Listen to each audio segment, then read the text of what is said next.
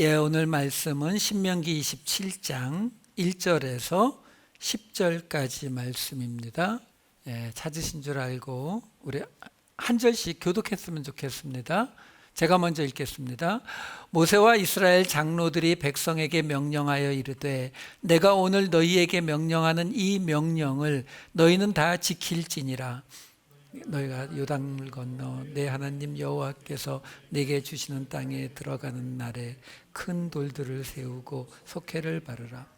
요단을 건넌 후에 이 율법의 모든 말씀을 그 위에 기록하라. 그리하면 내 하나님 여호와께서 내게 주시는 땅 곧 젖과 꿀이 흐르는 땅에 내가 들어가기를 내 조상들의 하나님 여호와께서 내게 말씀하신 대로 하리라. 너희가 요단을 건너거든 내가 오늘 너희에게 명령하는 이 돌들을 에발산에 세우고 그 위에 석회를 바를 것이며 또 거기서 내 하나님 여호와를 위하여 제단 곧 돌단을 쌓되 그것에 쇠 연장을 대지 말지니라. 너는 다듬지 않은 돌로 내 하나님 여호와의 제단을 쌓고 그 위에 내 하나님 여호와께 번제를 드릴 것이며 또 화목제를 드리고 거기에서 먹으며 내 하나님 여호와 앞에서 즐거워하라. 너는 이 율법의 모든 말씀을 그 돌들 위에 분명하고 정확하게 기록할지니라.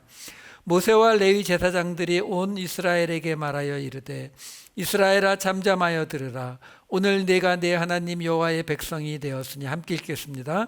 그런즉 내 하나님 여호와의 말씀을 청종하여 내가 오늘 내게 명령하는 그 명령과 규례를 행할지니라. 아멘.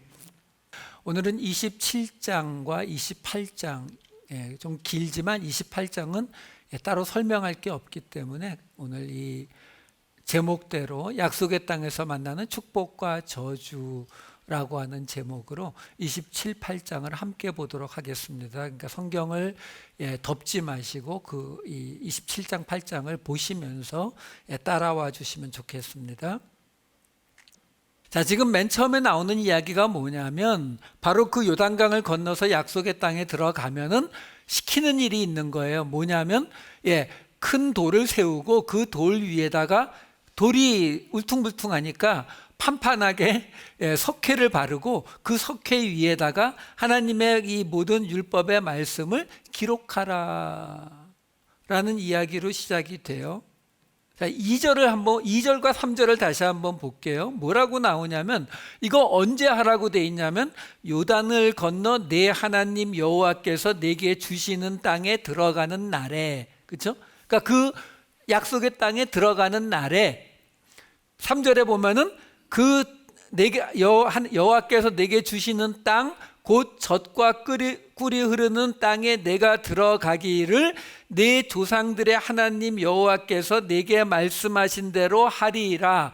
어떻게 하면요? 그 돌 세우는 거, 돌을 세워서 율법을 기록하는 거, 그거를 하나님 말씀대로 따라하면, 3절 시작할 때 그리하면 이렇게 이어지거든요. 요단을 건넌 후에 이 율법의 모든 말씀을 그 위에 기록하라. 그리하면 이렇게 이어지잖아요. 근데 여러분 2절과 3절을 가만히 보면 조금 이상한 게 있어요. 뭐냐면 지금 2절에서 뭐라고 말하냐면은 그 땅, 약속의 땅에 들어가는 날에 그 돌을 세우고 거기 율법의 모든 말씀을 기록하는 것을 하나님 말씀대로 행하면 어떻게 된다고요?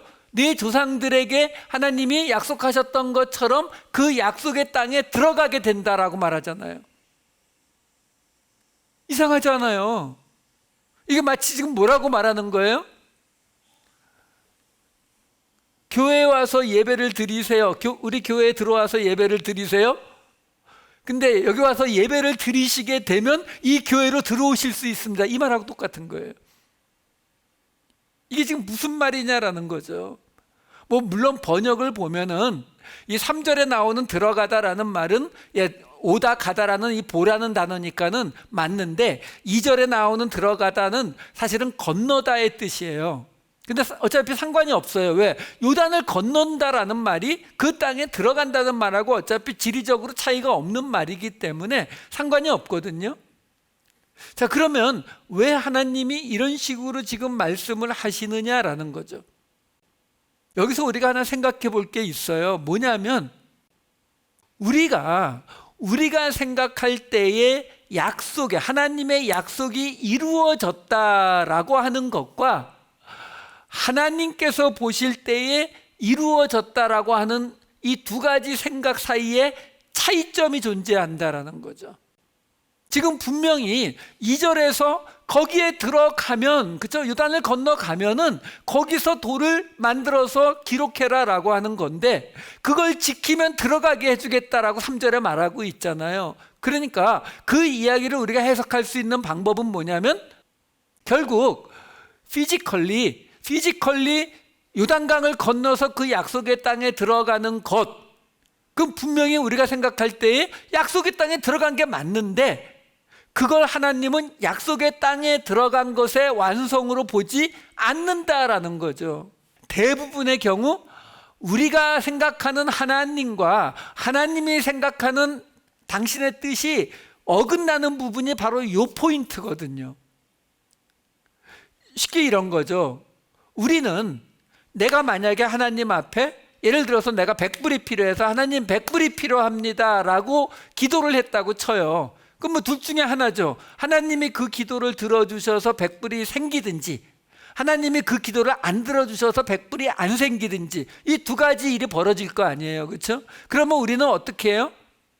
100불이 생기면 하나님 감사합니다. 하나님께서 기도 응답해 주셨어요 라고 말하고, 안 생기면 에이, 하나님이 내 기도 안 들어주셨어요 이렇게 말하고 끝난다는 거죠. 근데 하나님은 어떠실까를 한번 생각해 볼 필요가 있어요. 하나님은 어떠실까? 결국 무슨 얘기냐면 만약에 하나님이 100불을 주시든 100불을 안 주시든 하나님은 왜 주시거나 왜 안 주셨을까요? 그러니까 이렇게 생각해요. 제가 일부러 100불이라고 하는 작은 돈을 예를 드는 거예요. 왜 그러냐면 하나님이 나에게 100불을 주시는 게 하나님의 목적은 아닐 거 아니에요. 그렇죠? 당연한 이야기거든요. 하나님이 나를 부르신, 우리를 선택하신 이유는 뭐예요? 우리를 영원한 삶, 영원한 구원으로 부르시기 위해서. 그렇죠? 자, 그러면 어떤 일이 벌어지는 거예요? 하나님이 보시는 목적은 그거란 말이에요. 그러면 그 밑에서 우리가 어떤 때에는 100불을 하나님한테 갖기를 원하고 어떤 때에는 병이 낫기를 원하고 어떤 때에는 비즈니스를, 요즘 같은 때에는 이 코로나 바이러스가 빨리 없어지기를 하나님 앞에 기도한다는 거죠. 그러면 우리는 어떻게 해요? 그 약속의 땅에 지금 요단강을 건너서 들어가느냐 안 들어가느냐, 우리는 여기에서만 머무른다는 거예요. 그리고는 거기서 그게 되든 안 되든 둘 중에 하나로 들어주셨다? 안 들어주시네? 이러고 끝나버린다는 거죠. 근데 하나님 입장에선 그게 아니라 그것이 어떤 것이든지 간에 그걸 통해서 우리를 변화시키는데 하나님의 목적이 있다는 거죠. 여기서 이 포인트가 서로 어긋나는 거예요. 쉽게 이렇게 예를 들어 드릴까요? 예를 들어서 우리가 자녀들을 길러 보셨잖아요. 자녀들을 기르다 보면은 예를 들어서 아이한테 뭐 어떤 때 그러잖아요. 너 밤 10시 이후에는 뭐 빨리 자야 돼 이렇게 얘기했다고 쳐요. 밤 10시 이후에는 컴퓨터 그만하고 유튜브 그만 보고 자 이렇게 말했단 말이에요. 근데 그 아이가 그 말을 들으면 우리가 착하다고 하고 어떤 때 상도 주고, 안 들으면 우리가 벌을 하기도 하잖아요. 그렇죠? 그러면 그 부모의 목적은 뭐예요? 그 아이가 밤 10시에 자게 만드는 게 목적은 아니잖아요. 그렇죠? 부모의 목적은 그걸 통해서 아이가 항상 건강하고, 그렇죠? 그 다음날 학교를 가거나 그 다음날 하는 모든 일들에 문제가 없게 하기 위해서 밤 10시 이후에는 컴퓨터를 못하게 하고 있는 것이 부모의 의도였단 말이죠. 자, 그러면 부모가 아이에게 밤 10시 이후에는 컴퓨터 하지 마라는 말을 했어요. 근데 아이가 그 말을 지켰어요. 우리식으로 말하면 하나님이 명령하셨고 아이가 그 하나님의 명령에 순종했단 말이에요. 자, 그러면 그 다음에 어떤 일이 벌어져요? 하나님께서 잘했다 뭐 상도 주실 수 있어요. 그리고서요, 그 다음에 딴 것도 갖고 오시죠? 딴 거 갖고 온다니까요. 그 다음에 뭐예요? 저녁 시간에 이 책을 읽고 공부해, 뭐 이런 거 갖고 온단 말이죠. 그걸 또 잘 지켰어요. 그러면요, 또 딴 거 갖고 오죠. 왜요? 부모의 목적은 그 문제를 푸는 것도 아니고 밤 10시에 잠자는 것도 아니고, 부모님의 본래 목적은 아까 말씀드린 것처럼 이 아이가 건강하고 그리고 똑똑하게 잘 자라나게 하기 위한 게 목적이잖아요. 그러니까 이걸 똑같은 개념으로 우리하고 하나님 사이를 바꿔보시면 돼요. 우리가 여기서 지금 만나는 여러 가지 계명들이 있잖아요. 이 계명들을 지키느냐 못 지키느냐가 우리 앞에 놓여 있는 문제잖아요. 그러면 지키면, 이제 28장을 가면 내내 나오는 이야기가 뭐예요? 순종하면 복을 받고, in and out, 그렇죠? 들어가도 복을 받고 나가도 복을 받고, 불순종하면 들어가도 저주받고 나가도 저주받고, 이 이야기 하시잖아요. 그렇죠?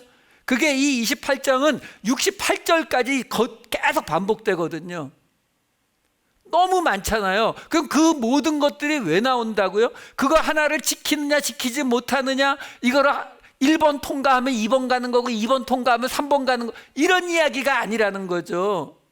근데 그것들을 하나하나 따라갈 때에 우리가 하나님이 원하시는 모습으로 변화되어 가기 때문에, 하나님의 백성으로 이 땅에서 살아가는 모습으로 변화시키기 위해서 우리에게 이러한 율법들을 주시는 거고, 그러면 순종하면 복을 받고 불순종하면 저주를 받는다는 그 이야기도 우리가 조금 다르게 해석이 가능해진다라는 거예요.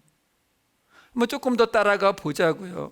이 율법의 말씀들이 지금 이제 주어지고 있는데, 그 말씀들이 주어지는 것이 그 말씀 하나하나를 지키는 것이 목적이 아니라 그랬어요. 하나님이 가지고 계신 궁극적인 목적, 우리가 하나님의 백성으로 구별된 백성이 되는 것, 곧 거룩한 백성, 성도가 되는 것, 그 자리로 우리를 이끌어 가시기 위해서 그 일들이 이루어지고 있는 거예요. 여기에 나오는 이 모든 율법들은 그걸 위해서 주어지는 수단이지 목적이 결코 아니다라고 하는 이야기거든요. 자, 그런데 이 이야기들이 아까 맨 처음에 어디서 시작됐다고요? 그 땅에 들어가거든, 그렇죠? 그 땅에 들어가거든 하나님께서 그 땅에 들어가게 하겠다라는 이 이상한 말 때문에 지금 이 이야기가 시작됐다는 거죠. 다시 말해서 그 땅에 우리가 육체적으로 피지컬리 들어갔을 때에 하나님이 맡기신 이 일들을 행하게 되면, 하나님께서는 그 땅에 들어갔다라고 하는 것이 주는 진짜 의미, 하나님의 백성이 되는 그 자리에 가게 해주시겠다라고 말씀을 하고 계시는 거거든요. 자, 그 이야기는 뭐냐면, 지금 이 이야기가 신명기의 거의 끄트머리, 마무리에 해당되는 설교라는 걸 잊으시면 안 돼요. 앞에서 우리가 여러 가지 작은 계명들을 계속 살펴왔잖아요. 그럼 그 모든 계명들이 지금 어떻게 해당되고 있는 거라고요? 그 땅에 들어가면 그 안에서 벌어질 일이라고 말하고 있는 거예요. 무슨 말이냐면요, 여러분, 하나님께서 할례라고 하는 거를 시켰습니다. 남자아이가 태어나면은 낳아서 8일째에 할례를 주라고 했어요. 누구에게 할례 받으라고 처음 시켰을까요? 아브라함이죠. 그러면 아브라함, 이삭, 야곱 할례를 받았을까요? 안 받았을까요? 받았겠죠. 그렇죠? 근데 문제가 있어요. 출애굽하고 나서 이집트에 있다가 출애굽하잖아요. 근데 그 출애굽한 백성들은 이집트에서 빠져나와서 시내산 앞에서 거기서 할례를 받아요.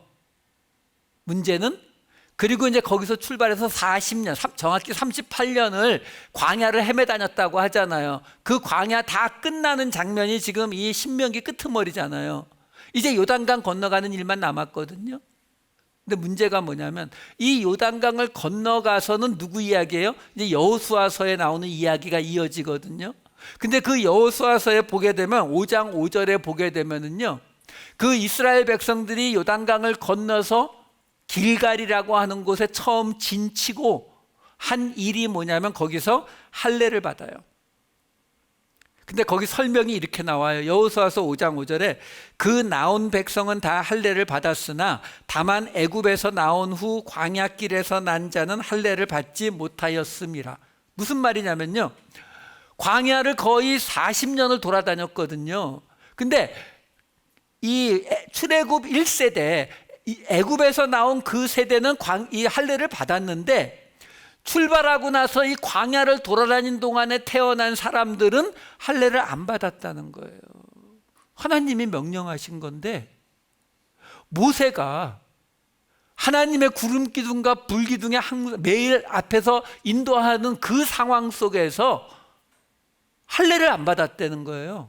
신기하지 않으세요? 근데 할례를 안 받았다는 이야기는 동시에 뭘 뜻해요? 이스라엘의 가장 큰 명절이 뭐예요? 출애굽하자마자 하나님이 제일 먼저 명령하신 지켜야 될 절기가 뭐예요? 유월절이에요. 근데 그 유월절은요, 할례를 받아야 지킬 수 있습니다. 그 얘기는 광야 40년 동안 유월절을 안 지켰거나 아니면 적어도 거기서 태어난 2세대들은 유월절을 안 지켰다는 거죠. 근데 1세대가 지키면 2세대가 안 지킬 수가 없는 건데 그 얘기는 안 지켰다는 거예요. 아니, 이게 가능한 얘기가 되나요? 아니, 하나님의 율법을 이렇게 그냥 막 무시해도 돼요? 할례도 안 받고 유월절도 안 지키고. 근데 구약 성경 어디를 뒤져봐도 그때에 할례 받지 않고 유월절을 지키지 않은 것에 대한 언급이 아예 없어요. 왜 그러냐면 지금요, 바로 이 이야기예요. 하나님이 주신 그 말씀을 지키는 게 언제라고요? 그 약속의 땅에 들어가면요. 들어가면 하나님이 들어오게 해주시겠다라는 거예요. 하나님의 그 약속의 땅으로. 무슨 이야기냐면, 하나님이 지금 우리가 이 출애굽기부터 여기까지 쭉 보아오는 이 많은 계명들이 나오잖아요. 율법들이 나오잖아요. 그 율법들은 정확히 어디에서 지키라고 주어지고 있는 율법이라고요? 약속의 땅에서요. 광야가 아니에요, 여러분. 우리가 혼동하는 것 중에 하나가 뭐냐면, 광야라고 하는 곳이 막 이렇게 광야라는 이렇게 아무것도 없는 그런 곳이니까, 광야를 지나가는 40년은 정말로 힘들고 어려운 기간이다, 이렇게 생각하시는 분들이 많은데, 아니요, 정반대입니다. 왜? 여러분, 아담과 이브가 선악과를 따먹었을 때 하나님이 아담에게 주신 벌이 뭔지 기억하세요? 내가 일하지 않으면 먹지 못할 거예요. 그 전에는요, 에덴 동산에 그냥 과일들이 그냥 열려서 일하지 않고 따먹고 살았거든요. 근데 선악과의 죄를 지으면서 어떻게 됐다고요? 땅이 엉겅퀴와 가시를 내게 되어서 아담이 땀을 흘려야 먹고 살 수 있게 됐어요. 일하지 않으면 먹고 살 수 없게 된 게 선악과의 벌이라고요. 성경책 맨 앞에 나오는 이야기요. 근데 성경이 말하는 인류 역사 동안에 바로 그 선악과로 인한 그 벌에서 벗어났던 기간이 요 광야 기간이에요. 아세요? 왜? 하나님이 만나 보내시고 메추리 보내시고요, 일 안 하고 그냥 공짜로 먹고 살았던 기간이 요때라니까요. 그러한 그 광야를 지나가는 동안에 이 율법을 주시지만 그 율법들은 지금 광야에서 지키라고 주시는 게 아니라니까요. 필요가 없어요, 광야에서는. 왜? 아니, 하나님이 같이 움직이고 계시는 기간이잖아요. 앞에서 구름기둥 불기둥이 앞에 있고 그 대리자 모세가 눈이 시퍼렇게 살아가지고 뭐 하나 잘못하면 때려 죽이고 막 이러고 있는 상황인데요. 거기에서는 하나님의 말씀을 불순종하고 이런 게 자체가 거의 불가능하다니까요. 우리 알잖아요. 그 동안에 조금 이렇게 물러가라 이런 거 했던 사람들은 고라자손 같은 경우 땅속에 다 파묻혀 버리거나, 그나마 빽이 있는 미리암이나 아론 같은 경우는 미리암 문둥병 생기고 이 정도잖아요. 그렇게 즉각적으로 하나님이 응답하시고 즉각적으로 하나님이 움직이시는 이러한 때에는 그 율법을 우리가 하나님을 향한 믿음으로 볼 필요가 없다고요. 조금 어려운 이야기예요. 뒤에가 다시 한번 설명해 드릴게요. 그렇기 때문에 이 말씀, 주어지는 말씀들은 약속의 땅에 들어간 자들에게 주시는 말씀이다. 이거 잊으시면 안 돼요. 우리가 복음의 신약에서 항상 하는 이야기가 뭐예요? 내가 착한 일을 하고 내가 가난한 사람을 돕고 내가 예배를 열심히 참석하면은 내가 구원받나요? 아니잖아요. 우리가 흔히 뭐라고 말합니까? 행위가 아니라 온전히 은혜로 구원받는다라고 말하잖아요. 그렇죠? 그럼 그 말은 무슨 말이에요? 바로 이 이야기를 하는 거예요. 그럼 예수님은 은혜로 구원받는데 왜 예수님은 산상수훈이니 뭐 이래라 저래라 하는 명령은 또 왜 주시는데요? 본래 그 명령들이 구원받은 자들, 선택된 자들에게 주어지는 거거든요. 지금 오늘 그 이야기를 우리에게 해주고 있는 거예요. 그러니까 은혜가 되는 거예요. 그러니까. 또 하나는요, 그렇기 때문에 제가 참 안타까운 것 중에 하나가 뭐냐면 이 성경책을 교회 바깥에 있는 사람들에게 들이대시는 분들이 있어요. 야, 이것 봐, 여기 너 이거 죄잖아, 죄, 이렇게 말씀하시는 분들이 있다고요. 아니요, 이 말씀은 누구에게 주는 거라고요? 그 약속의 땅에 들어와 있는 자들에게요. 그러니까 말씀은 세상에 있는 사람들에게 적용시키는 게 아니에요. 단지 우리에게. 근데 우리는 자꾸 이걸 가지고 세상을 정죄하려고 그래요. 세상을. 왜요? 그 마음 속을 한번 들여다보면은 결국 이게 어디로 가냐면 믿음의 문제로 가는 거예요. 그러니까 이렇게 생각하시면 돼요. 이 금요일 저녁에 집에서 쫙 늘어져 가지고 TV를 보면서 따뜻하게 쉬는 게 더 좋지 않아요? 아닌가? 근데 여기 나와서 예배 드리시잖아요. 운전해 갖고 여기까지 와서. 그렇잖아요. 또 우리가 예수를 믿는다는 것 때문에, 그렇죠? 예수를 믿는다는 것 때문에 우리가 이 땅에서는 손해볼 수밖에 없다라는 말씀을 많이 드렸잖아요. 우리가 홈레스 사역 가잖아요. 그럼 우리 시간 들여서, 우리 돈 들여서 그거 왜 하는데요? 그거 안 한다고 누가 뭐라고 하나요? 아니요. 근데도 우리는 하잖아요. 왜? 하나님께서 우리에게 그걸 원하시니까 하거든요. 근데 그 속에 우리에게 기쁨이 없게 되면은요, 그럼 우리에게 어떤 일이 생기는가를 한번 생각해 보시면 돼요. 내가 가서 열심히 남을 돕고 내가 봉사도 많이 하고 내가 헌금도 많이 하고 이랬는데 그게 나에게 손해로 느껴지기 시작하면은요, 그러면 그걸 하지 않는 다른 사람에 대한 비난이 나가기 시작하게 되어 있어요. 이렇게 제가 설명을 해드릴게요. 예를 들어서 제가 국가대표 뭐로 할까요? 국가대표 레슬링 선수라고 하죠. 레슬링 선수. 그러면 국가대표 선수가 되려면은 뭐 해야 돼요? 매일 아침 저녁으로 운동해야 되고, 그렇죠? 먹고 싶은 거 막 먹으면 안 되잖아요, 그렇죠? 맛 없어도 몸에 좋은 거, 근육을 키우는 거, 이런 것만 먹어야 되잖아요. 근데 그 사람들이, 그 국가대표 선수들이 그 힘든 일들을 어떻게 감당합니까? 여러분 혹시 그런 거 들어보셨어요? 예를 들어서 한국 레슬링 국가대표 선수가 TV에 나와가지고, 솔직히 저는 국가대표 하느라고 밥도 제대로 못 먹고 아침부터 저녁까지 정말 땀을 뻘뻘 흘려가면서 훈련 받는데 왜 당신들은 안 하고 노느냐 라고 말하는 거 보셨어요? 안 그래요. 왜 안 그럴 거라고 생각하세요? 물론 그렇게 하면 욕 먹으니까 안 하는 것도 있겠지만 근본적으로 따지면요, 그거 자기가 좋아서 하는 거거든요. 왜? 그 국가대표 레슬링 선수가 돼서 올림픽에 나가면은, 거기에서 메달을 따면은 그동안 고생했던 그 모든 거에 대한 보상이 주어진다고요. 그 보상이 명예든 아니면 부자가 되는 것이든 어떤 형태로든지 나에게 그동안의 고생에 대한 보상이 주어지거든요. 그러니까 그 보상이 주어지기 때문에 그 힘든 길이라는 걸 알면서도 국가대표에 뽑히려고 그러고 뽑힌 사람들이 하지 않는 일반인들을 쳐다보면서 그 사람들한테 화내거나 그러지 않아요. 그렇죠? 중요한 건 뭐냐면 그 사람들은 자기가 받을 보상을 기대하고 있기 때문에요. 그렇죠? 우리가 하나님의 말씀대로 살으려면은 세상 사람들에 비해서 훨씬 더 힘들게 살아가는 게 맞아요. 왜? 아니 맨날 십자가 지라 그러고 맨날 손해보라 그러고 그러니까. 그렇잖아요.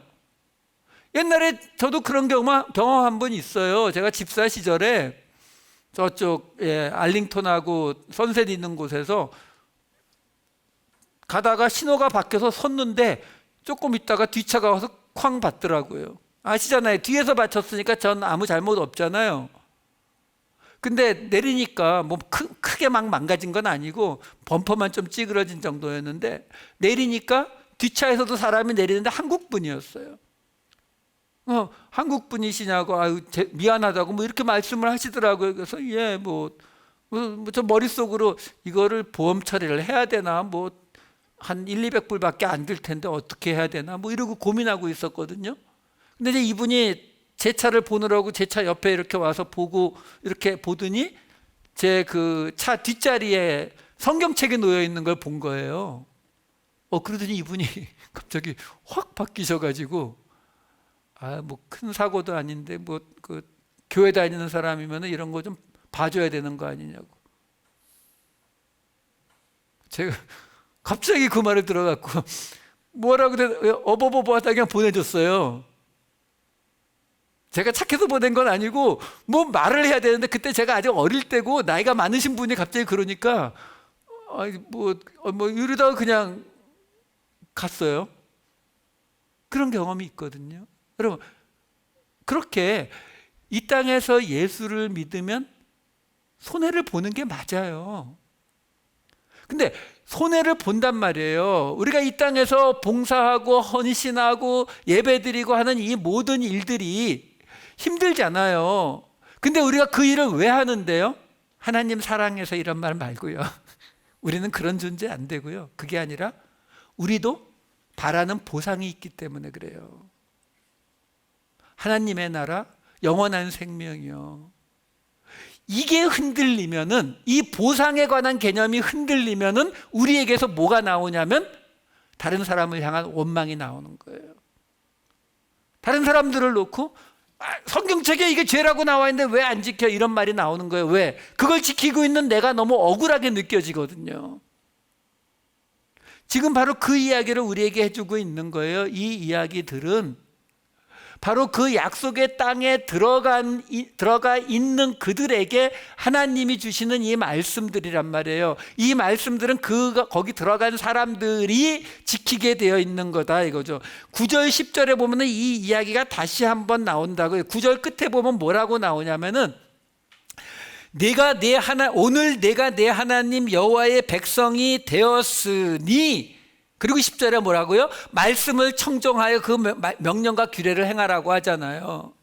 그 청종하고 명령과 규례를 행해서 하나님의 백성이 되는 게 아니라 이미 된 자가, 이미 약속의 땅에 들어간 자가 이 말씀들을 받고 지켜야 되는 자리로 가는 것이다 라는 거예요. 11절로 넘어가면은 이제 어떤 이야기가 나오냐면 그 돌을 세우는 것까지는 이해가 되는데 그 이스라엘 백성이 그 약속의 땅에 들어갔을 때에 세겜이라고 하는 곳을 중심으로 이쪽에 그리심산, 이쪽에 에발산이라는 두 산이 있거든요. 근데 양쪽 산에 6지파씩 올라가래요. 6지파씩 올라가는데 축복의 그리심산에는 라헬의 아들 요셉과 베냐민 그리고 레아의 4아들이 올라가고, 이쪽 저주의 에발산에는 레아의 나머지 2아들과 그 다음에 첩으로부터 나온 나머지 4아들, 이렇게 해서 6지파씩 올라가요. 오케이, 거기까지는 좋아요. 문제가 뭐냐면 그 다음에 뭐라고 여기 나오게 되느냐면은 12절 뒷부분에 보시게 되면은 백성을 축복하기 위하여 그리심산에 서고, 그 다음에 루벤, 가드, 아셀, 스불론, 낫과 납달리는 저주하기 위하여 에발산에 서고, 이렇게 나온다라는 거죠. 지금 약속의 땅에 들어가서 그 약속의 땅에서 축복하기 위해서 그리심산에 선다라는 거는 뭐 이해가 되잖아요. 근데 6지파는 저주하기 위해서 에발산에 서라라고 하는 거예요.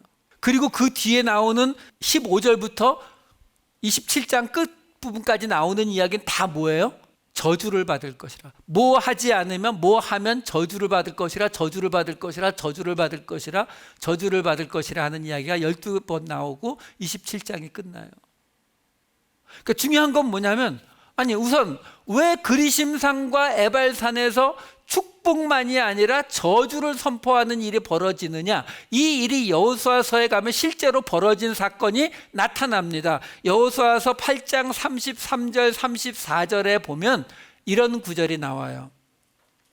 온 이스라엘과 그 장로들과 관리들과 재판장들과 본토인뿐만 아니라 이방인까지 여호와의 언약궤를 맨 레위 사람 제사장들 앞에서 궤의 좌우에 서되, 여기까지 서론이고요. 그 다음에 지금 오늘 나온 얘기가 여기 나와요.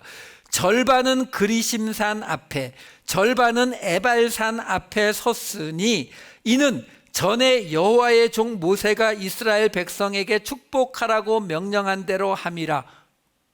예? 무슨 말이에요? 절반은 축복하기 위해서 그리심산 앞에 섰고 절반은 저주하기 위해서 에발산 앞에 섰는데, 그걸 통틀어서 지금 이게 지금 오늘 요 본문을 지금 얘기하고 있는 거거든요. 이는 전에 여호와의 종 모세가, 지금 오늘 본문 말하는 거죠. 그 모세가 이스라엘 백성에게 축복하라고 명령한 대로 함이라 라고 나오는 거예요.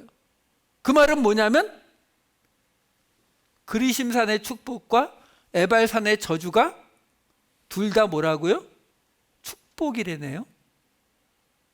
자, 아까 말씀드린 이 축복과 저주에 대한 다른 개념의 이야기가 여기서 등장을 하는 거예요. 그 후에 여호수아가 율법책에 기록된 모든 것대로 축복과 저주하는 율법의 모든 말씀을 낭독하였으니, 자, 이게 무슨 말이냐면 오늘 여기 신명기 말씀은 그냥 그리심산에서 축복을 선포하고 에발산에서 저주를 선포하라 이렇게만 말하고 있는데, 여호수아서에서는 지금 그것을 설명을 뭐라고 해주고 있는 거냐면 그 축복과 저주의 율법의 모든 말씀을 낭독했다라고 나오는 거예요. 다시 말해서 그리심산의 축복과 에발산의 저주를 선포했다는 이야기가 뭐라고요? 율법을 낭독했다는 말이에요.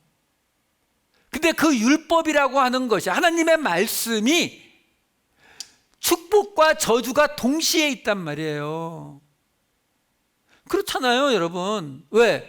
모든 하나님의 말씀은 지키고 순종하는 자에겐 축복의 말씀이 되는 것이고 지키지 않고 불순종하는 자에게는 저주의 말씀이 되는 것이기 때문에요. 그래서 하나님의 말씀을 읽었는데, 하나님의 말씀을 낭독했는데 그것을 축복을 선포하고 저주를 선포한 것이다 라고 표현해 주고 있다라는 거예요. 자, 그러면 이제 그 15절부터 12개의 이야기들이 나와요. 첫 번째는 우상을 섬기면 저주를 받을 거, 두 번째는 부모를 경홀히 여기면 저주를 받을 거, 세 번째는 이웃의 경계표를 옮기면 저주를 받을 거, 이렇게 해서 12가지가 나오거든요. 요거는 뭐라고요? 제가 지난주에 말씀드렸죠. 10계명이에요. 12개인데요. 예. 그래서 보여주는 거예요. 그래서 여기 저주밖에 없는 거예요.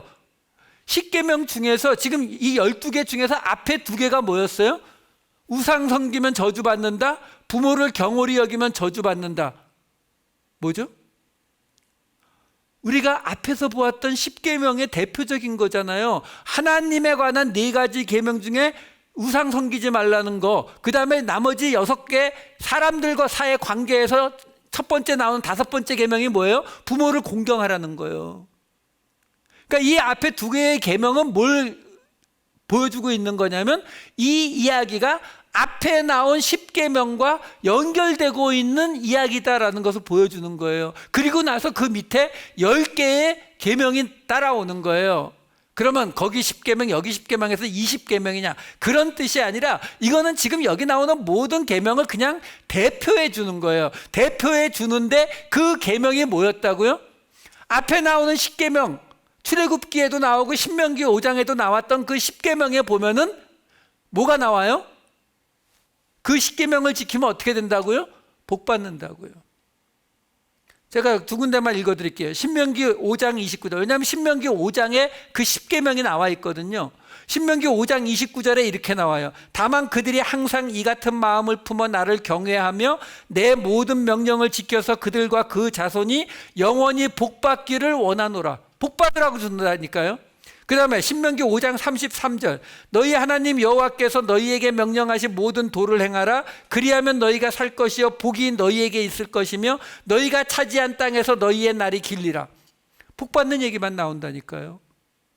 그러니까 지금 이 모세의 이 설교가 쭉 이어지면서 5장에서 10계명을 이야기하면서 복에 관한 이야기를 이야기하고, 이제 약속의 땅에 들어갔을 때에 또 다시 10계명을 이야기하면서 근데 이거 안 지키면 저주받는다, 이 이야기하고 있는 거예요. 복과 저주의 이야기를 같은 이야기예요. 같은 이야기고 10계명 같은 율법을 이야기하고 있는 거예요.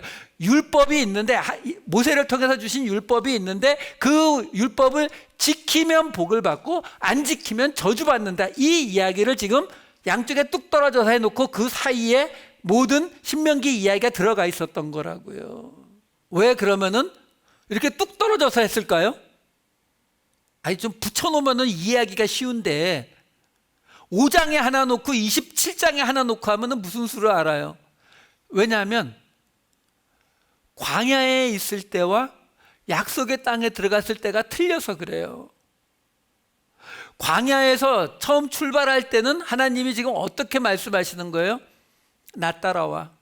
만나도 주고 반석에서 물을 내고 메추리도 주고 나 따라와. 그러면 복 줄게. 이렇게 시작된다고요. 자, 그렇게 해서 그 말을 듣고 광야를 다 지나서 이제 약속의 땅에 딱 들어가면요. 자, 약속의 땅에 들어가면 아까 말씀드린 대로 하나님이 주시던 만나도 끝나요. 메추리도 끝나요. 모세도 없어요. 그렇죠?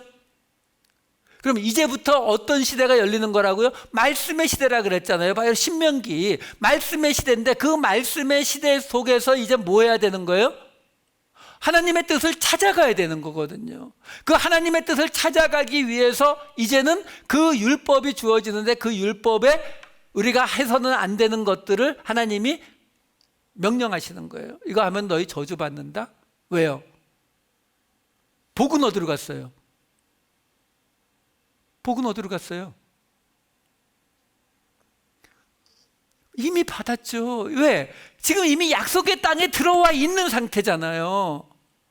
그러니까 굉장히 좀 복잡한 얘기긴 한데 잘 따라와 보세요. 무슨 얘기냐면 이미 약속의 땅에 들어와 있거든요. 약속의 땅에 들어와 있는 이 사람들에게 있어서 지금 여기에 저주를 받을 것이라 라고 주어지는 이 계명들이 따라온단 말이에요. 자, 그러면 질문.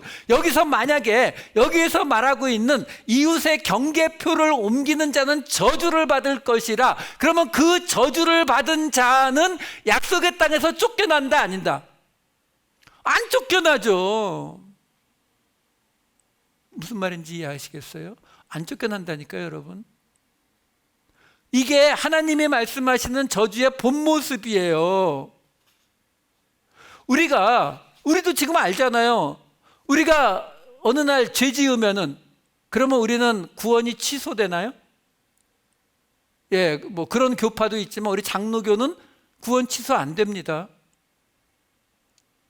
약속의 땅에 들어간 사람들에게 더 이상 그 약속의 땅에서 쫓겨나는 일이 있지는 않단 말이에요. 근데 그러면 안 지켜도 되느냐? 그렇지는 않다고요. 이게 우리가 율법의 행위와 복음에 대해서 아주 노이로제가 걸려 있었던 사도 바울조차도 뭐라고 이야기합니까? 빌립보서 3장 13절에 이렇게 말하죠. 형제들아, 나는 아직 내가 잡은 줄로 여기지 아니하고 오직 한 일, 곧 뒤에 있는 것은 잊어버리고 앞에 있는 것을 잡으려고 표대를 향하여 그리스도 예수 안에서 하나님이 위에서 부르신 부름의 상을 위하여 달려가노라. 그러니까 이미 약속의 땅에 들어와 있는 우리, 이미 구원받은 우리의 그거는 우리 따지지 않고 지금 하나님이 우리에게 명령하신 그것들을 잡으려고 뛰어가라라고 말하는 것이 바로 행위가 아닌 은혜의 구원을 외쳤던 사도 바울의 이야기예요. 그러니까 이 개념이 정확히 잡히시면 된다고요.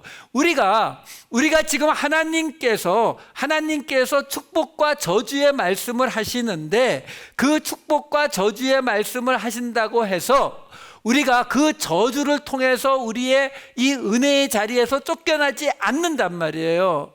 않는데 그런데도 하나님은 우리를 부르시고 나서 우리에게 이 율법을 주시는 이유는 그 일들을 통해서 갈 때에만 우리가 뭘 가질 수 있다고요?